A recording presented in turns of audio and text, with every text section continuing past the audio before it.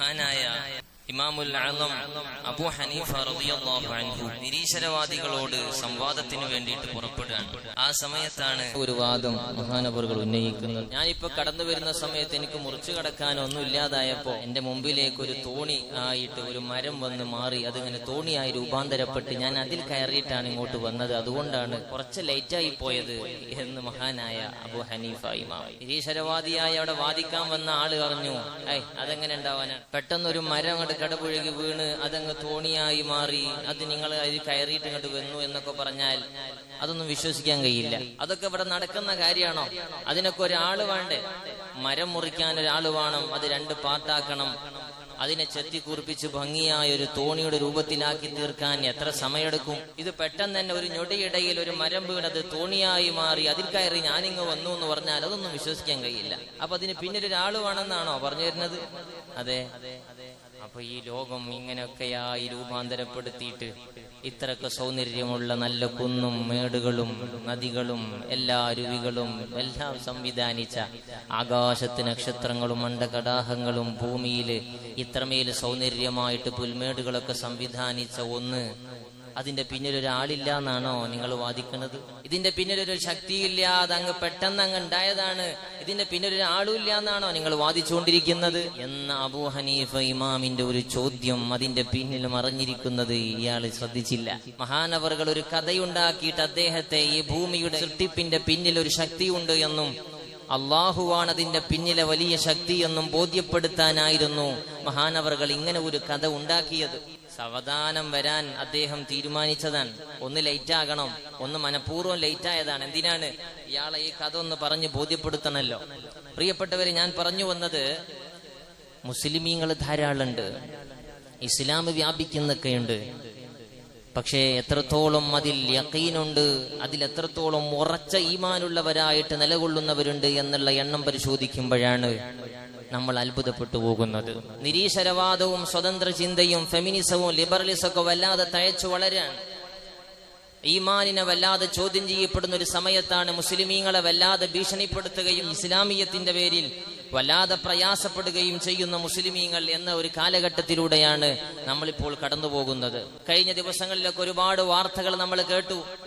അമേരിക്കയിൽ നിന്ന് തന്നെയാണ് പേര് ചോദിച്ച് ആക്രമിച്ചിട്ട് 10-17ഓളം കുത്തു ശരീരത്തിൽ കൊണ്ടിട്ട് ആശുപത്രിയിൽ കഴിയുന്ന ഒരു സുഹൈൽ എന്ന ചെറുപ്പക്കാരന്റെ വാർത്ത നമ്മൾ കണ്ടത്. ഫോട്ടോ അടക്കം പേര് ചോദിച്ചിട്ടാണ്.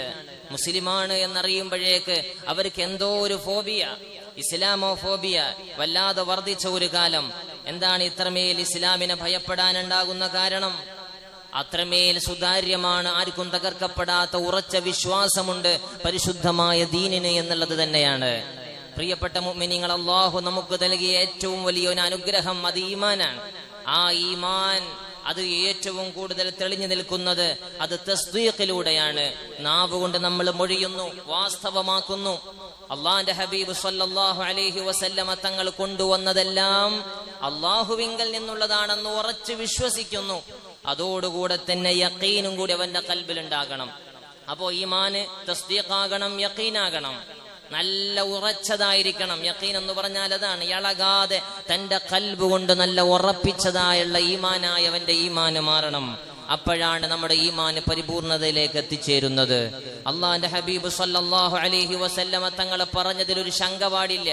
അത് എന്റെ ചിന്തക്ക് ഉൾക്കൊള്ളാൻ കഴിയുന്നില്ലല്ലോ, അതൊരു യുക്തിക്ക് യോജിക്കാൻ കഴിയുന്നില്ലല്ലോ എന്നെല്ലാം പറഞ്ഞത് പലതിനെയും മാറ്റിവെക്കുന്ന ഒരു സമുദായമാണ് ഇന്ന് നമ്മൾ കണ്ടുകൊണ്ടിരിക്കുന്നത്. അള്ളാന്റെ ഹബീബ് സല്ലല്ലാഹു അലൈഹി വസല്ലമ തങ്ങൾ പറഞ്ഞു വെച്ചതെല്ലാം ഇന്ന് പുലർന്നുകൊണ്ടിരിക്കുന്നതാണ് നമ്മൾ കാണുന്നത്. ഹബീബായ സല്ലല്ലാഹു അലൈഹി വസല്ലമ തങ്ങൾ 1400 വർഷങ്ങൾക്ക് മുമ്പ് സംസാരിച്ചതാണ്, പറഞ്ഞു വെച്ചതാണ്. ഇവിടെ ഇരുമ്പുകൾ സംസാരിക്കും. വല്ലദീ നഫ്സു മുഹമ്മദിൻ ബിയദിഹി ലാ തഖൂമു സ്സാഅതു ഹത്താ തുകല്ലിമ അസ്സിബാഉൽ ഇൻസ് വയുകല്ലിമു الرجل عذبة صوته وشراك نعله ويخبره فخذه ما أحدث أهله بعده ഹബീബായ സല്ലല്ലാഹു അലൈഹി വസല്ലമ തങ്ങളെ വാക്ക് ഇമാം അഹ്മദ് റളിയല്ലാഹു അൻഹു റിപ്പോർട്ട് ചെയ്യുകയാണ്. പ്രിയപ്പെട്ടവരെ, അയാളുടെ ചാട്ടവാറിന്റെ അഗ്രം, അതുപോലെ ചെരുപ്പിന്റെ വാറ്, അതെല്ലാം അയാളോട് സംസാരിക്കുന്ന കാലം വരാതെ ഇവിടെ ഖിയാമത്ത് നാൾ സംഭവിക്കുകയില്ല. അയാളുടെ വീട്ടിൽ നടക്കുന്നത് അയാൾ അഹ്ലിന്റെ സംഭവ വികാസങ്ങൾ, അയാളുടെ വീടകങ്ങളിലെ പ്രവർത്തനങ്ങൾ മുമ്പിൽ ഇങ്ങനെ കാണുന്നത് വരെ ഒരാളും ഇവിടെ പ്രതീക്ഷിക്കേണ്ട ഖിയാമത്ത് നാളിനെ എന്ന് മുഹമ്മദുർ റസൂലുള്ളാഹി സ്വല്ലല്ലാഹു അലൈഹി വസല്ലമ തങ്ങൾ പറഞ്ഞു വെച്ചതാണ്. കണ്ടിട്ടില്ലേ നമ്മുടെ കൈവെള്ളയിലുള്ള മൊബൈൽ സംസാരിക്കുന്നത്? AI സംവിധാനങ്ങളിലൂടെ, സുബ്ഹാനല്ലാഹ്, ചാറ്റ് ജിപിടിയിലും ജെമിനിയിലൂടെയൊക്കെ നമ്മൾ കാണുന്ന അത്ഭുതങ്ങളെ എത്രമേൽ വലുതാണ്. തന്റെ വീടകങ്ങളിലെ പ്രവർത്തനങ്ങൾ അത് US-ലായാലും ഗൾഫ് രാജ്യങ്ങളിലായാലും ഏത് മുക്കിലും മൂലയിലിരുന്നിട്ട് അവർ കാണുകയാണ്. തന്റെ മകൾ എന്ത് ചെയ്യുന്നു, മക്കൾ, ഭാര്യ, ഉമ്മ, ഉപ്പ, അവരുടെ പ്രവർത്തനങ്ങളെല്ലാം തന്റെ കൈവെള്ളയിലുള്ള സ്ക്രീനിലൂടെ കാണാൻ മാത്രം പാകപ്പെട്ട ഒരു കാലത്തേക്ക് നമ്മൾ എത്തി. അത് അള്ളാന്റെ ഹബീബ് സല്ലല്ലാഹു അലൈഹി വസല്ലമ തങ്ങൾ നേരത്തെ പറഞ്ഞു വെച്ചതാണ്. ഒരു 100 വർഷം മുമ്പ് മരണപ്പെട്ടു പോയ ഒരാൾ ഇപ്പോൾ എണീറ്റ് വന്നാൽ എങ്ങനെയായിരിക്കും? ഈ കാണുന്ന മൊബൈൽ കണ്ടാൽ അവർ അത്ഭുതപ്പെട്ടു പോകൂലേ? എന്താ ഈ മനുഷ്യന്മാരൊക്കെ ഇങ്ങനെ പറയണത്? കൈവെള്ളയിലുള്ള ഒന്നിനോട് ഇങ്ങനെ സംസാരിക്കുന്നത് ഭ്രാന്താണോ എന്നൊക്കെ ചിന്തിക്കുമാർ വിധത്തിലായിരിക്കും അവരുടെ ആശ്ചര്യത്തോടെയുള്ള നോട്ടം. പ്രിയപ്പെട്ടവരെ, നമുക്ക് ഈ ഒരു സംവിധാനം മുമ്പിൽ കണ്ടാലും കണ്ടില്ലെങ്കിലും മുത്തുനബി സ്വല്ലല്ലാഹു അലൈഹി വസല്ലമ തങ്ങളുടെ വാക്ക് മാത്രം കേട്ടവരാണെങ്കിൽ അത് വിശ്വസിക്കുക എന്നുള്ളതാണ് യഖീന് കൊണ്ട് ഉദ്ദേശിക്കുന്നത്. ഉറപ്പുണ്ടാകണം. എന്റെ ഹബീബ് ബിടുവായിത്തം പറയുന്ന നേതാവല്ല.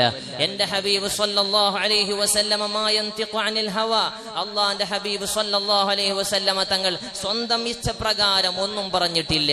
ഇൻ ഹുവ ഇല്ലാ വഹയ്യുൻ യൂഹാ, എല്ലാം അല്ലാഹുവിങ്കൽ നിന്നുള്ള നിർദ്ദേശം അനുസരിച്ചു മാത്രം പറഞ്ഞ നേതാവാണ്. ചെന്നായ തന്റെ ആട്ടിൻകൂട്ടങ്ങളിൽ നിന്ന് ചെറിയൊരു ആട്ടിൻകുട്ടിയെ പിടിച്ചു കൊണ്ടുപോകുമ്പോ അതിന്റെ പിന്നാലെ ഓടിയിട്ട് തന്റെ ആട്ടിൻകുട്ടിയെ പിടിച്ചു വാങ്ങി ആട്ടിടയനോട് ചെന്നായ തിരിഞ്ഞു നിന്നിട്ട് ചോദിച്ചല്ലോ, എനിക്ക് അല്ലാഹു കണക്കാക്കിയ റിസ്ഖാണല്ലോ നിങ്ങളെ തട്ടിയെടുത്തത്. ചെന്നായ തിരിഞ്ഞു നിന്ന് മനുഷ്യനോട് സംസാരിക്കുന്ന അത്ഭുതം കണ്ടപ്പോ ഈ ആട്ടിടയൻ തിരിഞ്ഞു ചോദിക്കുകയാണ്, സുബ്ഹാനല്ലാഹ്, യാ അജബാ ദിഅബും മുഖഇൻ അലാ ദനബിഹി യുകല്ലിമുനി കലാമൽ ഇൻസ്, എന്നോട് മനുഷ്യന്മാർ സംസാരിക്കും പോലെ ഈ ചെന്നായ സംസാരിക്കുകയോ? ഈ വാക്ക് ചെന്നായ കേട്ടപ്പോ തിരിച്ചു മറുപടി വീണ്ടും വരികയാണ്, അലാ ഉഖ്ബിറുക ബിഅജബ മിൻ ദാലിക്, ഇതിനേക്കാൾ അത്ഭുതമുള്ള കാര്യം ഞാൻ നിനക്ക് പറഞ്ഞു തരട്ടെ. എന്താണ് പറഞ്ഞു തരൂ. മുഹമ്മദുൻ സ്വല്ലല്ലാഹു അലൈഹി വസല്ലമ ബിയസ്രിബ യുഖ്ബിറുൻ നാസ ബിഅംബാഇ മാ ഖദ് സബഖ, മുഹമ്മദ് എന്ന പേരുള്ള ഒരു പ്രവാചകനുണ്ട് യസ്രിബില് അഥവാ മദീനയില്. ഇതിനേക്കാൾ അജബുള്ള വർത്തമാനം പറഞ്ഞു കൊടുക്കുന്നുണ്ട്. അവിടെ ചെന്ന് നോക്ക്. ആരാ സംസാരിക്കുന്നത്? ചെന്നായയാണ്. ഉറുമ്പ് സംസാരിച്ച കഥ ഖുർആന് പറഞ്ഞു തന്നിട്ടില്ലേ?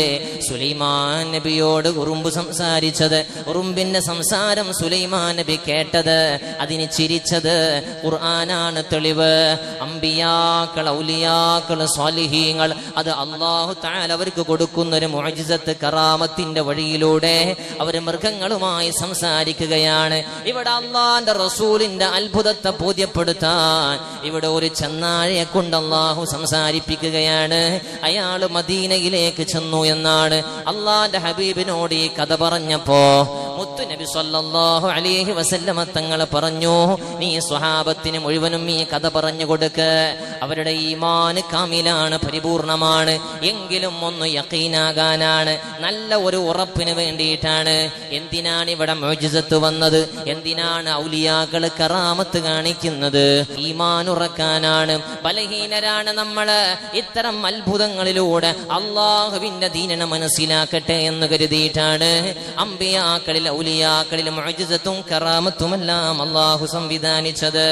പ്രിയപ്പെട്ടവരെ, അപ്പോ ഈമാൻ നമ്മൾ ഉറപ്പുള്ളതായിരിക്കണം. ഉറച്ച ഈമാനുള്ളതിന്റെ അടയാളമാണ് പൂർണ്ണമായും അവൻ സമർപ്പിതനായിരിക്കുമെന്നുള്ളത്.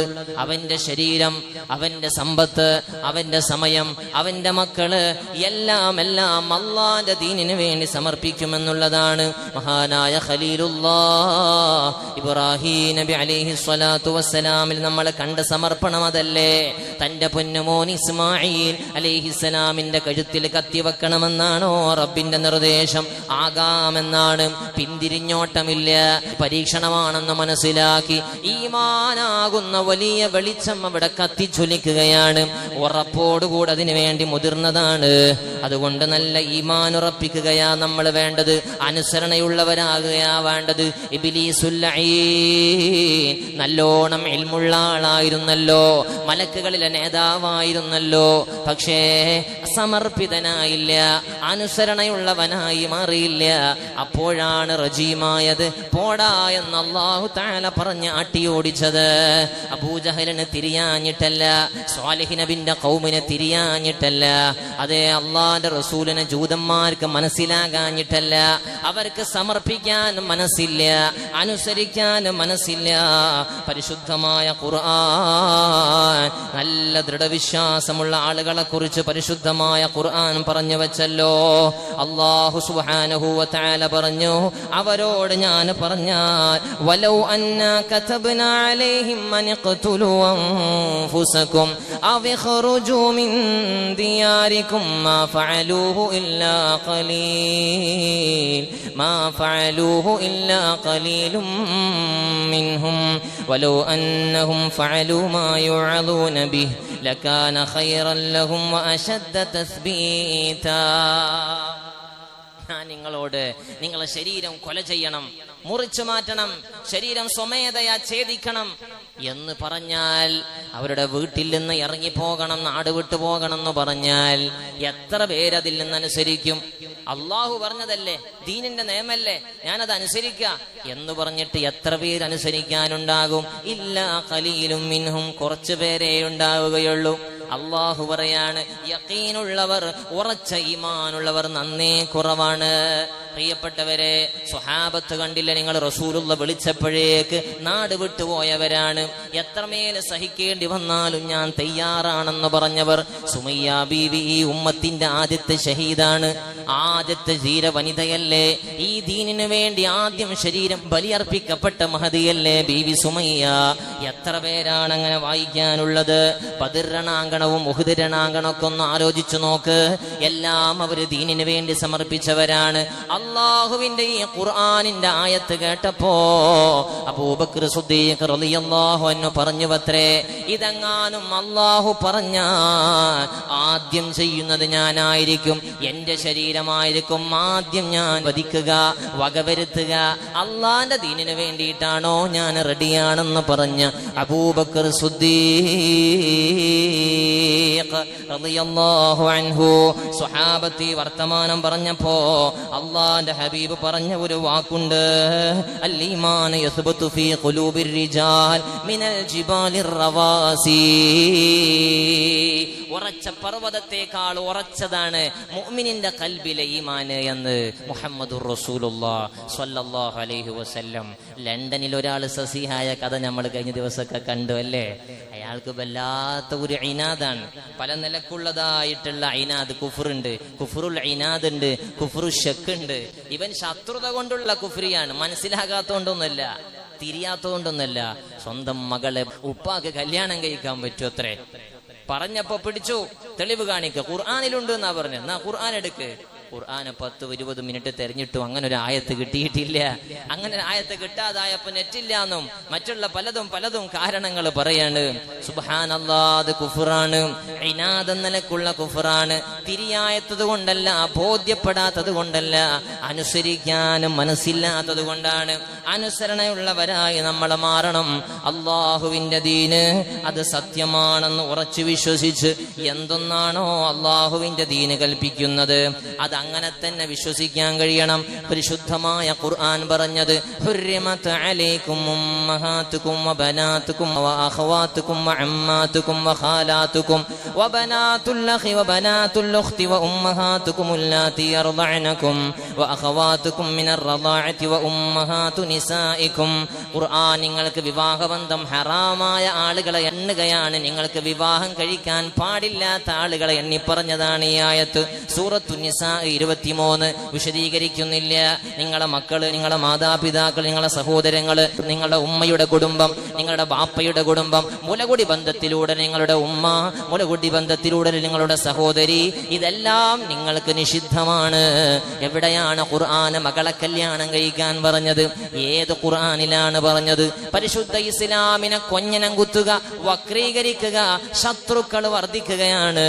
പ്രിയപ്പെട്ടവരെ, മക്കളെ നല്ലോണം ശ്രദ്ധിക്കണം. ഈമാൻ നിലനിർത്താൻ ആവശ്യമായ ഇൽമു കൊടുക്കണം. അതിന് ഏറ്റവും വേണ്ടത് മതപരമായ വിജ്ഞാനം തന്നെയാണ്. അള്ളാഹുവിനെ പറഞ്ഞ് പരിചയപ്പെടുത്തലാണ്.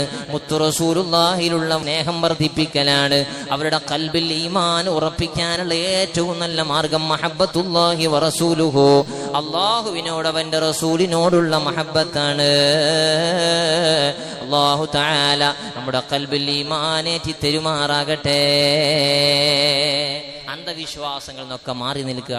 ഇപ്പൊ സഫറാണ്, ചിലക്ക് സഫർ മാസം ദുശകുനായിട്ട് ചിലരൊക്കെ എണ്ണുന്നതുണ്ട്. അതുകൂടി പറയാൻ സമയമില്ല. ദുശകനാണ്, സഫറിൽ അത് ചെയ്തുകൂടാ, ഇത് ചെയ്തുകൂടാ എന്നൊക്കെ പറഞ്ഞിട്ട് പലരും പറയുന്നത്. അതൊന്നും ഈമാന് കമാലിയത്തിന്റെ ഭാഗമാണ്. ഈമാന് കമാലിയത്തല്ലാത്തതിന്റെ കാരണം കൊണ്ടാണ്. അങ്ങനൊന്നുമില്ല.